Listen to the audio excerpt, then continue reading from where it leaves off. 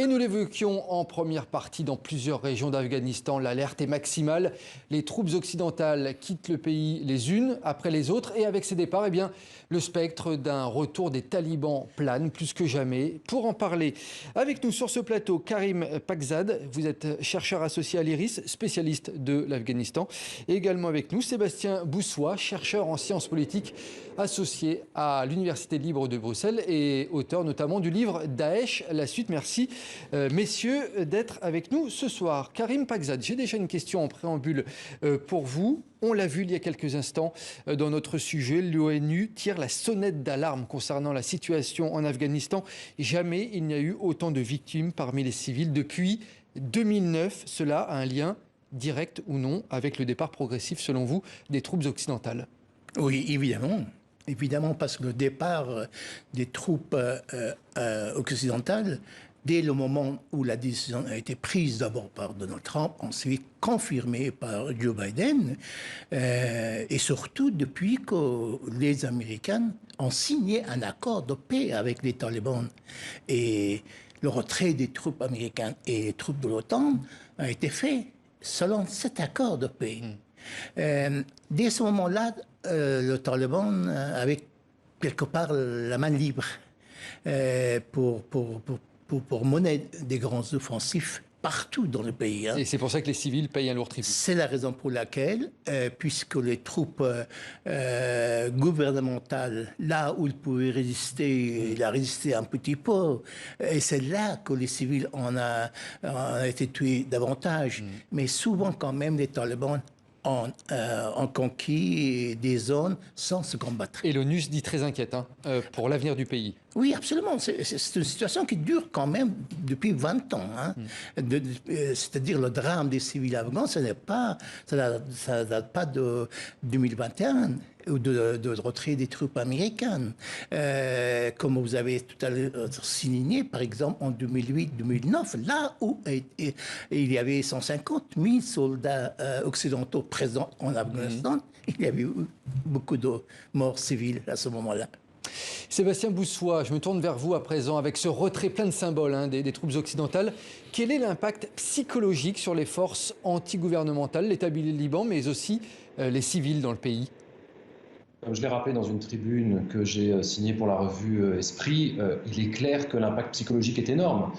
Comme l'a rappelé votre intervenant précédemment, on était à 250, 300 000, voire plus soldats américains qui étaient sur le sol il y a 20 ans. Et aujourd'hui, finalement, ce qu'il en reste, c'était déjà une peau de chagrin. Mais il est clair que 2500 et les derniers soldats américains qui se retirent définitivement, je ne sais pas, d'Afghanistan, c'est évidemment la main libre claire et nette à la fois pour les talibans, mais également pour l'État islamique. Et je crois que du coup, la lutte va être terrible entre les deux.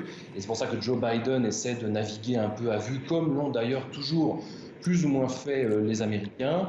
Peut-être avec un peu de naïveté d'ailleurs parfois, parce que quand Joe Biden a essayé de se convaincre, notamment dans un tweet il y a quelques semaines, en disant que clairement l'administration afghane, tout comme les services de sécurité et l'armée, étaient tout à fait à même de tenir le pays, bien sûr, évidemment, absolument personne ne pouvait y croire.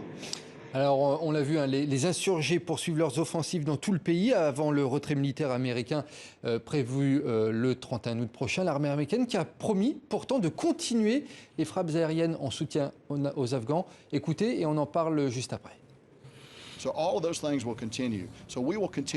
Nous continuerons donc à soutenir les forces afghanes, même après la date du 31 août. Ce sera généralement de l'autre côté de l'horizon. Et ce sera un changement significatif. Il est temps pour les forces afghanes de se battre et de poursuivre la bataille elle-même. Nous avons passé beaucoup de temps à les former. Je pense qu'elles ont les ressources de mener ce combat et de le gagner. Karim Pakzad, il est assez étonnant quand même ce sonore de ce général américain. Il explique en gros la position américaine, on est là mais sans vraiment être là. Oui, en fait, il faudrait se rendre compte que les États-Unis ont échoué en Afghanistan. Le retrait n'est pas dû à la décision américaine de se retirer. Essentiellement, il a été dû à leur défaite militaire sur le terrain. Le Taliban, tout ce qu'on veut penser d'eux, évidemment, c'est un mouvement extrémiste, très conservateur. C'est une défaite américaine, vous dites? Absolument, absolument. En fait, votre interlocuteur tout à l'heure a parlé d'une tribune. J'ai écrit il y a 12 ans, en 2009, pour dire que les Américains ne peuvent pas gagner cette guerre.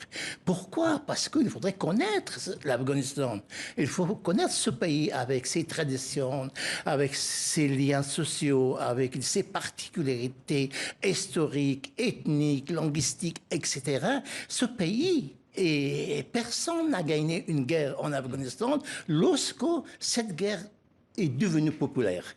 Et c'était le cas depuis 2004-2005. L'Afghanistan s'est transformé dès ces années-là comme un bourbier pour les forces américaines. Les forces américaines. Sébastien Boussois, défaite donc des Américains. Est-ce que du côté des talibans, ils considèrent ces dernières années ce retrait comme une victoire de leur côté? Quels que soient en réalité les arguments des Américains, de cet individu qu'on a entendu juste avant, les talibans s'en serviront en termes de propagande, comme le fera l'État islamique, en disant, vous voyez, au bout de 20 ans, absolument personne n'est venu à bout, et vous voyez à quel rythme, et ça surprend évidemment tout le monde, nous allons récupérer l'Afghanistan de Kandahar jusqu'à peut-être après-demain Kaboul. Je rajouterais que les États-Unis n'ont pas uniquement perdu en Afghanistan. Il n'y a plus une seule guerre qui est gagnée par les États-Unis, comme toute coalition occidentale globalement, aujourd'hui dans une logique de guerre conventionnelle, c'est-à-dire d'un côté des armées contre des systèmes de guérilla. Donc ça dépasse le cadre de l'Afghanistan, ça dépasse le cadre de l'Irak et ça dépasse le cadre provisoire de la Syrie. On est aujourd'hui dans une crise civilisationnelle sur les armées et la manière dont elles prétendent, surtout venant de l'Occident, arriver à bout d'un certain nombre d'opérations et de mouvements. Et on voit bien qu'en réalité, le djihadisme comme le talibanisme ou tous ces courants-là ne sont que des hydres dont on coupe une tête et dont autant ressurgissent après.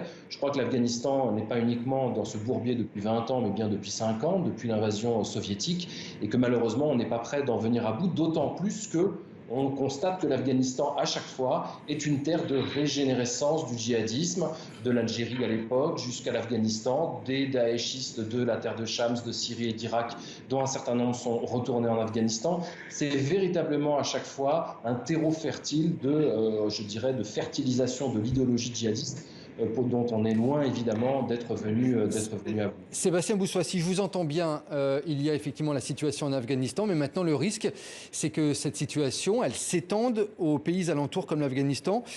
Par exemple, on peut passer au Bangladesh ou d'autres pays qui peuvent être des terreaux pour le djihadisme notamment.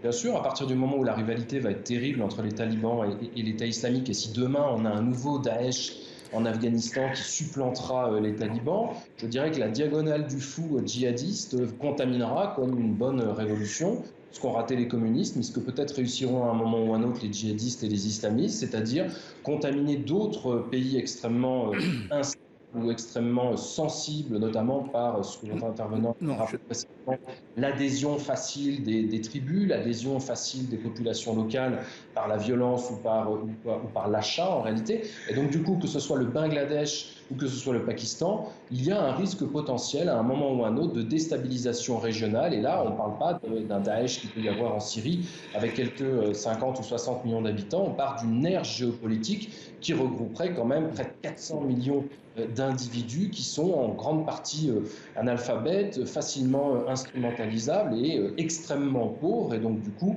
qui malheureusement pourraient aller au plus offrant. Karim Pakzad, vous vouliez modérer ou avoir un autre point de vue? Moi je pense qu'en Occident on a tendance à mettre tous les mouvements à caractère islamiste ou islamique dans un même sac. Depuis quelques années, par exemple, dès qu'un mouvement islamiste est de façon un peu extrémiste, on le met à côté de Daesh. En Afghanistan, il n'y a pas de rivalité entre Daesh et les talibans. Il y a une guerre, il y a d'hostilité entre ces deux mouvements. Fondamentalement, les talibans Tout à l'heure, j'ai dit, c'est un mouvement conservateur très rétrograde. Mais en même temps, c'est un mouvement anti-Daesh. Pourquoi? Parce que Daesh, c'est un mouvement internationaliste, universaliste, alors que les talibans, c'est un mouvement nationaliste afghan. Les talibans n'ont jamais revendiqué de dépendre leur idéologie, leur programme et leur vision du monde en dehors de l'Afghanistan. C'est la raison pour laquelle l'ensemble des pays voisins, la Chine, la Russie, l'Ouzbékistan, le Tadjikistan, l'Iran, chiite même, tous ces pays-là ont établi des relations avec les talibans et ils négocient avec eux. Parce qu'ils comptent, justement, sur les talibans pour empêcher que Daesh progresse dans la région. On entend. Sébastien Boussois, il nous reste 30 secondes. Quelle devrait être la position des pays occidentaux désormais en Afghanistan, selon vous ? Je ne vois pas trop quelle position peut être adoptée, à part des cris et des larmes venant des Nations Unies, des interrogations, des inquiétudes. Je crois que la position, elle doit être évidemment ferme à l'égard du soutien, enfin pour un soutien au régime afghan en l'état, ou en tout cas ce qu'il en est, et évidemment contre tout extrémisme, que ce soit les talibans ou l'État islamique. Je n'ai pas mélangé tout le monde dans le même sac. J'étais déjà dans l'étape d'après. Si les talibans n'arrivent pas à tenir ensuite leurs troupes, la rivalité avec Daesh ne pourra être que croissante. Et là, on peut passer effectivement d'un mouvement local nationaliste à un risque progressif d'internationalisation de la question. Mais j'ai essayé de nuancer. Voilà. De nuancer, absolument. Karim Pakzad, le mot de la fin. Est-ce que selon vous, on est face à une situation sans réelle solution en Afghanistan? Non, la solution existe. Hein. La solution existe. La solution, c'est une solution politique. Et là, je pense qu'après le retrait, les Occidentaux ont pris conscience qu'il faudrait quand même faire quelque chose.